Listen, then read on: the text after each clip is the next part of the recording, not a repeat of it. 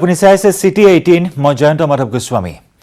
মাজত মাত্ৰ আৰু কেইটামান ঘণ্টা কাইলৈ পুৱা 7:30 বজাৰ পৰা অনুষ্ঠিত হ'ব বিটিসি নিৰ্বাচনৰ প্ৰথম পৰ্যায়ৰ ভোট গ্ৰহণ প্ৰক্ৰিয়া বাক্সা আৰু উদালগুৰি জিলাৰ 21টা সমষ্টিত নিৰ্ণয় হ'ব 132 গৰাকী প্ৰাৰ্থীৰ ভাগ্য কাউণ্টডাউন আৰম্ভ মাজত মাত্ৰ কেইটামান ঘণ্টা কাইলৈ বিটিসিত প্ৰথম পৰ্যায়ৰ ভোট নিৰ্ণয় হ'ব 132 গৰাকী প্ৰাৰ্থীৰ ভাগ্য সোমবাৰে বাক্সা জিলাৰ 11টা আৰু উদালগুৰি জিলাৰ 10টা সৰ্বমুঠ 21টা সমষ্টিত অনুষ্ঠিত হ'ব ভোট গ্ৰহণ প্ৰথম পৰ্যায়ত 13,59,020 জন ভোটাৰে নিৰ্ণয় কৰিব 132 গৰাকী প্ৰাৰ্থীৰ ভাগ্য পুৱা 7:30 বজাৰ পৰা বিয়লি 4:30 বজালৈ 1739টা কেন্দ্ৰত হ'ব ভোট গ্ৰহণ বাক্সা জিলাত ভোটাৰৰ সংখ্যা 41,919 জন জিলাখনৰ 11টা সমষ্টিত প্ৰতিদ্বন্দ্বিতা আগবঢ়াইছে 70 গৰাকী প্ৰাৰ্থীয়ে মুছলপুৰ মহকুমাৰ 4টা সমষ্টি হালবাৰী মহকুমাত 2টা আৰু তামুলপুৰ মহকুমাত আছে 5টা সমষ্টি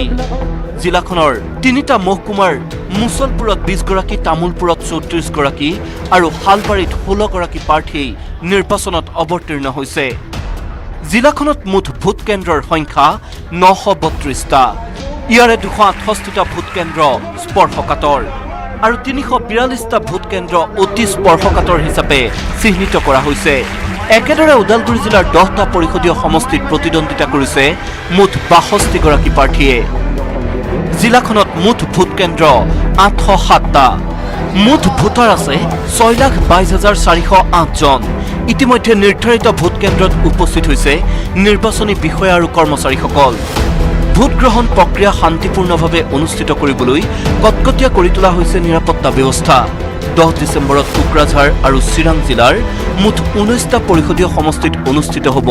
দ্বিতীয় পৰ্যায়ৰ ভোট গ্ৰহণ 12 ডিচেম্বৰত হ'ব বিটিসি নিৰ্বাচনৰ ভোট গণনা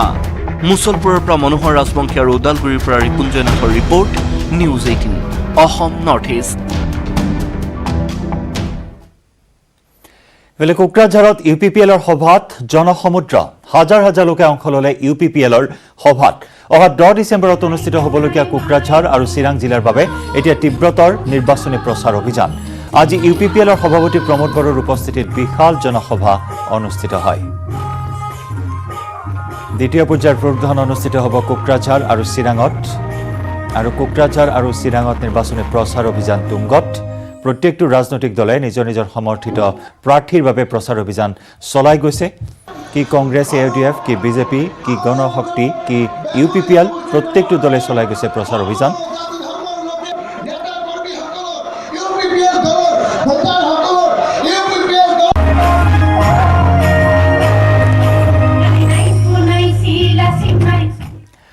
আৰু ইফালে মন্ত্ৰী চন্দন ব্ৰহ্মক উভতি ধৰিলে মন্ত্ৰী হিমন্ত বিশ্ব শৰ্মাই 6 জনজাতিকৰণ প্ৰসংগত মন্ত্ৰী চন্দন ব্ৰহ্মই বিজেপিক দোষ দি লাভ নাই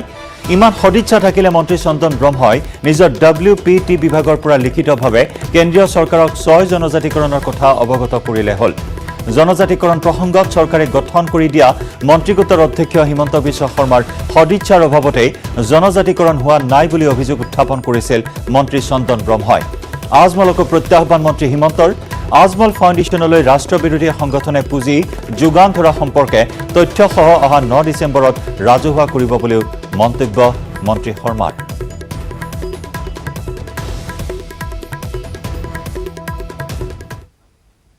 শান্তিৰ পিছত এতিয়া আমাক প্ৰগতি লাগে আমাক অধিকাৰ লাগে মাটিৰ অধিকাৰ আমি বিচাৰো উন্নয়নৰ অধিকাৰ আমি বিচাৰো আৰু তাৰ লগে লগে বিটিসিক এটা উন্নয়নমুখৰ পৰিৱেশ ৰচনা কৰাটো আমি বিচাৰোঁ মই ভাবোঁ যে ৰাইজৰ সুস্থ গণতান্ত্ৰিক সিদ্ধান্তই বিটিসিৰ জীৱনলৈ এটা নতুন পোহৰ লৈ আহিব কমল সিং নাৰ্জাৰী কি ক'লে কি নক'লে মই ব্যক্তিগতভাৱে তাত সোমাব খোজা নাই কিন্তু মই ভাবোঁ যে যদি এনেকুৱা কথা কৈছে আমি এইবিলাক কথা এৰাই চলা উচিত আজমল ফাউণ্ডেশ্যনে কোন কাইলৈ অনুষ্ঠিত হ'ব বিটিসি নিৰ্বাচনৰ প্ৰথম পৰ্যায়ৰ ভোট গ্ৰহণ প্ৰথম পৰ্যায়ত বাক্সা আৰু উদালগুৰি জিলাৰ 21টা সমষ্টিত হ'ব ভোট গ্ৰহণ আৰু ইতিমধ্যে ভোট গ্ৰহণৰ বাবে সাজু হৈছে প্ৰশাসন স্পৰ্শকাতৰ আৰু অতি স্পৰ্শকাতৰ ভোট গ্ৰহণ কেন্দ্ৰত ইতিমধ্যে কটকটীয়া কৰা হৈছে নিৰাপত্তা ব্যৱস্থা প্ৰথম পৰ্যায়ত 13,59,020 গৰাকী ভোটাৰে সাব্যস্ত কৰিব ভোটাধিকাৰ আজি ভোট গ্ৰহণ কেন্দ্ৰসমূহলৈ ৰাওনা হয় পলিং প্ৰিজাইডিং বিষয়াসকল।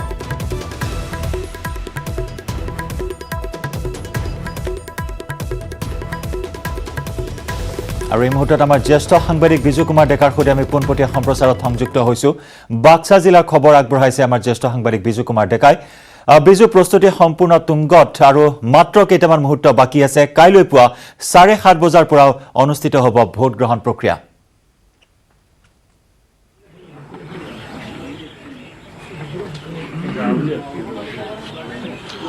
হয় জয়ন্ত, ইতিমধ্যে আমি পুৱাৰ ভাগৰ পৰা জনাই আছো যে ইয়াত কেনেধৰণে প্ৰস্তুতি বাক্সা জিলাত, আৰু এই বাক্সা জিলাত অহাকালি 7:30 পৰা ভোট গ্ৰহণ প্ৰক্ৰিয়া আৰম্ভ হ'ব। ইতিমধ্যে ব্যাপক প্ৰস্তুতি চলোৱা হৈছে। নিৰাপত্তাৰ ক্ষেত্ৰতো বিশেষ ব্যৱস্থা গ্ৰহণ কৰা হৈছে, কিয়নো ভূটান সীমান্তৱৰ্তী অঞ্চল আছে। ইতিমধ্যে সীমান্ত চিল কৰা হৈছে আৰু কঠোৰ নিৰাপত্তা ব্যৱস্থা গঢ়ি তোলা হৈছে। মই এটা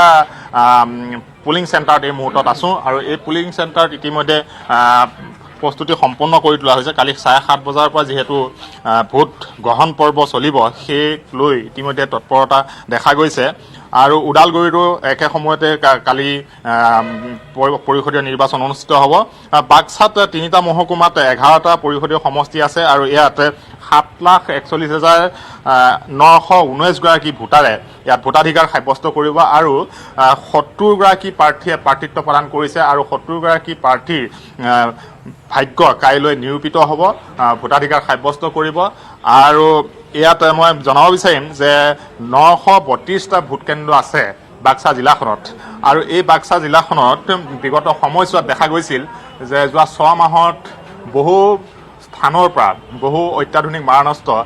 লুকুৱাই থোৱাৰ অৱস্থাত আৰক্ষী, CRPF, সেনাবাহিনীয়ে উদ্ধাৰ কৰিছিল। তাৰ পৰিপ্ৰেক্ষিতত বিশেষভাৱে নিৰাপত্তা ব্যৱস্থা গঢ়ি তোলা হৈছিল, আৰু যিসমূহ আচলতে ইয়াত ভোটগ্ৰহণ কেন্দ্ৰ আছে, সেই ভোটগ্ৰহণ কেন্দ্ৰসমূহৰ নিৰাপত্তাৰ প্ৰতি লক্ষ্য ৰাখি বিশেষ ব্যৱস্থা গ্ৰহণ কৰা হৈছে। সমগ্ৰ BTCত এই মুহূৰ্তলৈকে 30টাতকৈও অধিক অৰ্ধসামৰিক বাহিনী মোতায়েন কৰা হৈছে, আৰু 932টাৰ ভিতৰত 342টা ভোটগ্ৰহণ কেন্দ্ৰই অতি স্পৰ্শকাতৰ হিচাপে বিবেচিত হৈছে, চিহ্নিত হৈছে, আৰু সেইসমূহত নিৰাপত্তাৰ বাবে বিশেষ ব্যৱস্থা গ্ৰহণ কৰা হৈছে। আৰু মই এইখিনিতে ৰাইজক জনাব বিচাৰিম, মুছলপুৰত 20জন প্ৰাৰ্থীৰ ভাগ্য নিৰ্ণয় হ'ব কাইলৈ, তামোলপুৰত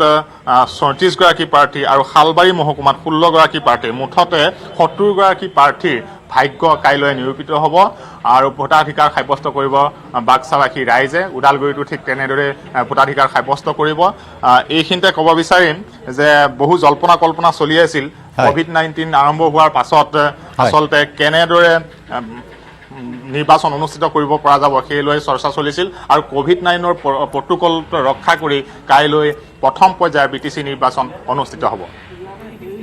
নিশ্চয় বিজু, আপুনি COVID-19ৰ কথা উল্লেখ কৰিছে। COVID-19ৰ বাবে পিছুৱাই দিয়া হৈছিল নিৰ্বাচন, ডিচেম্বৰ পৰ্যন্ত পিছুৱাই দিয়া হ'ল, আৰু কাইলৈ সেই অতি প্ৰতীক্ষিত দিনটো কাইলৈ পুৱা 7:30 বজাত ভোটগ্ৰহণ প্ৰক্ৰিয়া আৰম্ভ হ'ব। বাক্সা জিলাৰ সামগ্ৰিক পৰিৱেশৰ কথা আপুনি আমাক জনাইছে, কিন্তু বিজু, দেখিবলৈ পোৱা হৈছে যে বিগত সময়ছোৱাত প্ৰাক নিৰ্বাচনী হিংসা বৃদ্ধি পাইছে, আৰু তাৰ সমান্তৰালকৈ অবৈধ অস্ত্ৰ বিভিন্ন স্থানৰ পৰা উদ্ধাৰ কৰা হৈছে। গতিকে এই ক্ষেত্ৰত কিমান নিৰাপত্তা ব্যৱস্থা কিমান নিশ্চিত কৰি তোলা হৈছে?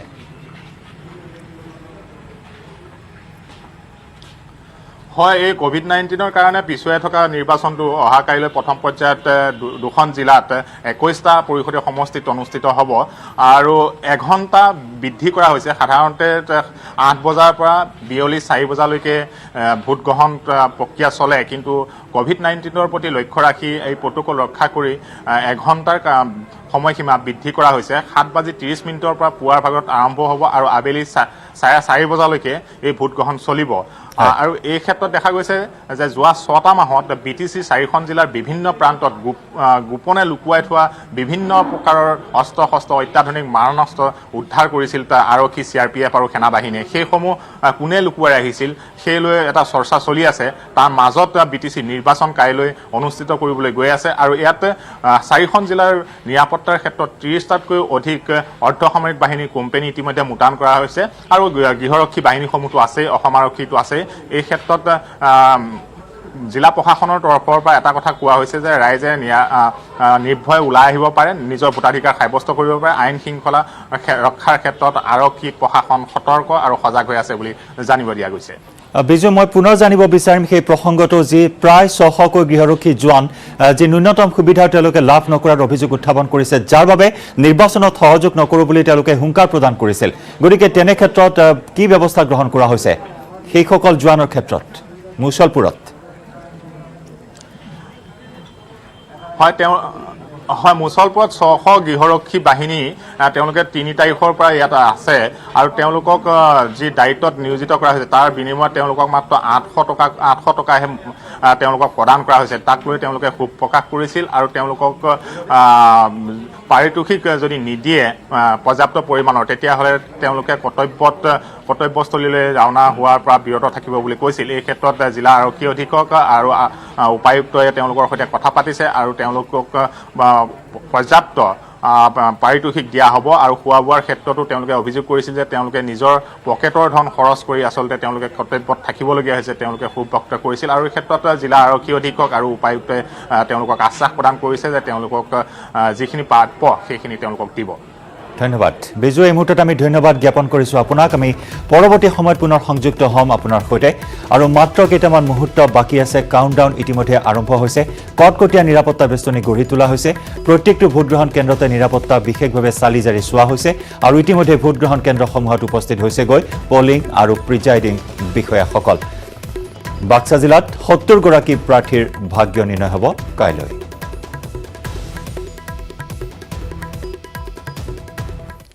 খবৰৰ ধাৰা আমি অব্যাহত ৰাখিম চিটি 18ত লৈছো এটি চমু বাণিজ্যিক বিৰতি ভয়ংকৰ অগ্নিকাণ্ড শ্ৰীনগৰ মছজিদ পথত সংঘটিত হয় এই অগ্নিকাণ্ড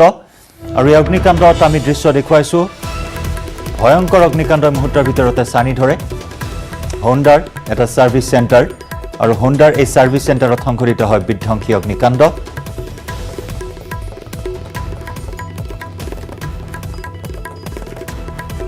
আৰু কেইবাখনো অগ্নি নিৰ্বাপক বাহিনীক খবৰ দিয়া হয় অগ্নি নিৰ্বাপক বাহিনী ঘটনাস্থলীত উপস্থিত হৈ জুই নিৰ্বাপন কৰিবলৈ সক্ষম হয় এই অগ্নিকাণ্ডত হোণ্ডা সাৰ্ভিস চেণ্টাৰৰ বহু সা সামগ্ৰীৰ ক্ষয়ক্ষতি হৈছে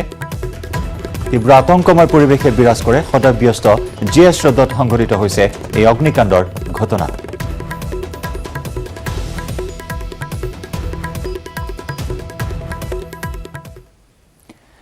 কেন্দ্ৰ আৰু ৰাজ্য চৰকাৰৰ পৰা অহা ধন বিপিএফে আত্মসাৎ কৰাৰ বাবে বিটিচিত স্থবিৰ হৈ পৰিছে উন্নয়ন গোসাইগাঁৱৰ চৰাইবিলৰ বছগাঁৱত নিৰ্বাচনী সভাত এই অভিযোগ মুখ্যমন্ত্ৰী সৰ্বানন্দ সোণোৱালৰ চৰাইবিল সমষ্টিৰ বিজেপিৰ প্ৰাৰ্থী উইলিয়াম নাৰ্জাৰীৰ হৈ প্ৰচাৰ অভিযানত অংশ লয় মুখ্যমন্ত্ৰী সোণোৱাল আৰু বিজেপিৰ ৰাজ্যিক সভাপতি ৰঞ্জিত দাসে বিটিচিত বিজেপিয়ে চৰকাৰ গঠন কৰিব বুলি দাবী কৰে মুখ্যমন্ত্ৰীয়ে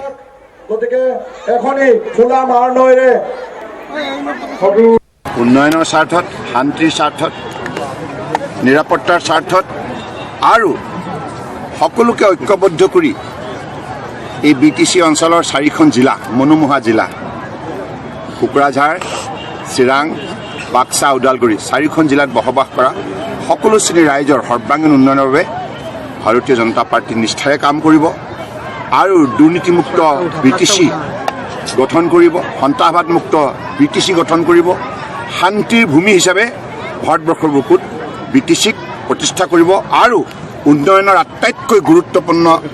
অঞ্চল হিচাপে বিটিচিক গঢ় দিয়া হ'ব বিটিচিৰ 3 নম্বৰ শ্ৰীৰামপুৰ সমষ্টিত কংগ্ৰেছ এআইডিএফ দলৰ যৌথ বিশাল নিৰ্বাচনী সভা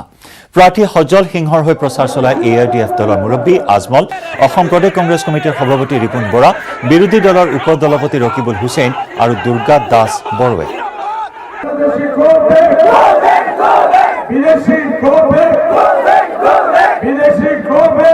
এটি এটা পলিটিক্যাল দুশ্মনী পলিটিক্যাল ষড়যন্ত্র হেমন্ত বিশ্ব শর্মা তার চ্যানেলে এই অভিযানটো চলাই আছে হইলে তেখেত লজ্জা পাব আমি চ্যালেঞ্জ কৰি আছো হোম মিনিষ্ট্ৰিক আমি আহ্বান কৰি আছো আপোনালোকে আহক আহি এই কথাটো মানে দুধ পানীকে পানী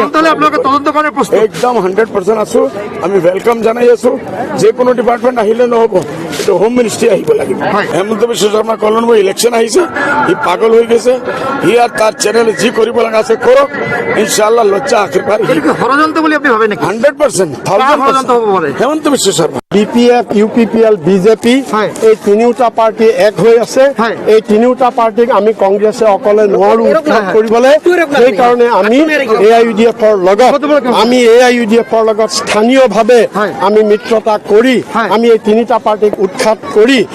BTCত ৰাইজক নিৰাপত্তা দিবৰ কাৰণে ওলাইছো ইফালে বোকাখাটত অসম গণ পৰিষদৰ বিশাল ৰেলী নিৰ্বাচনৰ পূৰ্বে শক্তি প্ৰদৰ্শন অগপৰ বোকাখাটত অগপৰ জাতীয় ঐক্য সমাৰোহ বোকাখাটত নিৰ্বাচনী ৰণসিঙা বজালে অতুল বৰাই কমাৰগাঁৱৰ পৰা বিশাল বাইক ৰেলীৰে বোকাখাট ষ্টেডিয়ামত উপস্থিত হয় ৰেলীৰ নেতৃত্ব লয় অতুল বৰা আৰু কেশৱ মহন্তই তাৰ পাছতেই ৰাজহুৱা খেলপথাৰত বিশাল গণসমাৱেশ অনুষ্ঠিত হয়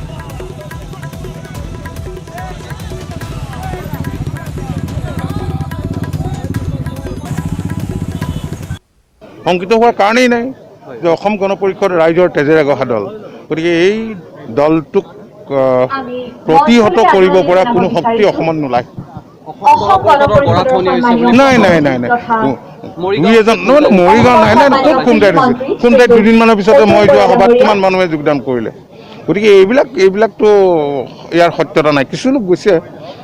আকৌ নতুন লোকো আহিছে বহুত এইটোলৈ চিন্তা কৰিবলগীয়া নাই কোনো আমাৰ দললৈও বহুত লোক আহিব আপোনালোকে চাই থাকক ইফালে মহানগৰী হোটেল গেটৱে গ্ৰেণ্ডিয়ৰত প্ৰাক্তন মুখ্যমন্ত্ৰী প্ৰফুল্ল কুমাৰ মহন্তৰ সংবাদমেল আঞ্চলিক ৰাজনৈতিক শক্তিক শক্তিশালী কৰাৰ আহ্বান মহন্তৰ অগপ চৰকাৰৰ দিনতে ৰাজ্যত সৰ্বাধিক উদ্যোগ গঢ়ি তোলাৰ কথা সোঁৱৰিলে মহন্তই কিন্তু অগপই গঢ়া উদ্যোগ বিজেপিৰ আমোলত এটাকৈ বন্ধ হৈ যোৱাৰ অভিযোগ প্ৰাক্তন মুখ্যমন্ত্ৰীগৰাকীৰ বিজেপি চৰকাৰ সম্পূৰ্ণৰূপে ব্যৰ্থ হোৱাৰ অভিযোগ প্ৰফুল্ল কুমাৰ মহন্তৰ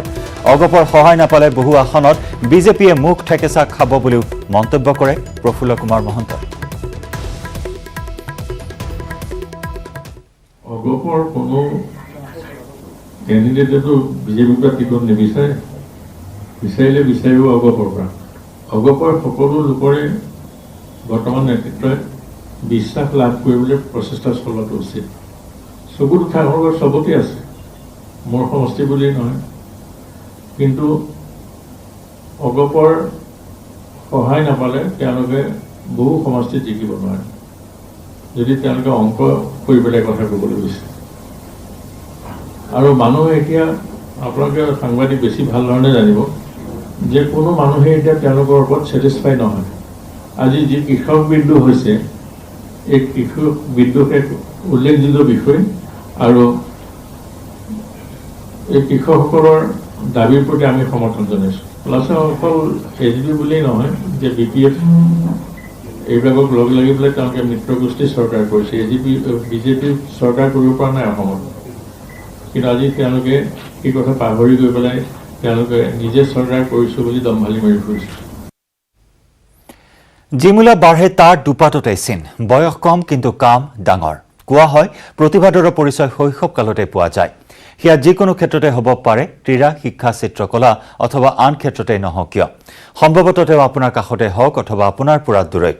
যদি আপুনি এনে কোনো যুৱ প্ৰতিভাৱান ভাৰতীয়ৰ বিষয়ে জানে আৰু যাক বিশ্ববাসীৰ সন্মুখলৈ অহাৰ প্ৰয়োজন বোধ কৰে তেন্তে আজিয়েই পঞ্জীয়ন কৰক news18.com/younggenius অথবা বাইজুছ এপ ডাউনলোড কৰি য়ং জিনিয়াছ শাখা ভিজিট কৰক বাইজুছ য়ং জিনিয়াছ নিউজ 18ৰ এক অভিযান City 18ত সময় হ'ল আন এটি বাণিজ্যিক বিৰতি